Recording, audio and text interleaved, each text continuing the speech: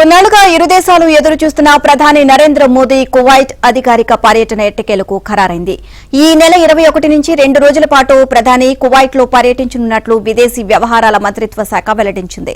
ప్రధానికి స్వాగతం పలికేందుకు చురుగ్గా ఏర్పాట్లు జరుగుతున్నాయి. ఇందులో భాగంగా కువైట్ లో జరగనున్న Arabian Gulf cup football cup పోటీలను తనతో పాటు కలిసి తిలకించాల్సిందిగా కువైట్ అమీర్ షేక్ మిషాల్ అహ్మద్ అల్ సబా ప్రధాని మోదీని ఆహ్వానించారని, మోదీ కూడా హాజరవుతారని అంతా భావిస్తున్నారు. ప్రధాని ప్రసంగించనున్నట్లుగా భావిస్తున్న అల్ సభా స్టేడియంలో భారత్లోని వివిధ రాష్ట్రాలకు చెందిన ప్రవాసీయులతో సాంస్కృతిక కార్యక్రమాలతో స్వాగతం పలికేందుకు ఘనంగా ఏర్పాట్లు జరుగుతున్నాయి.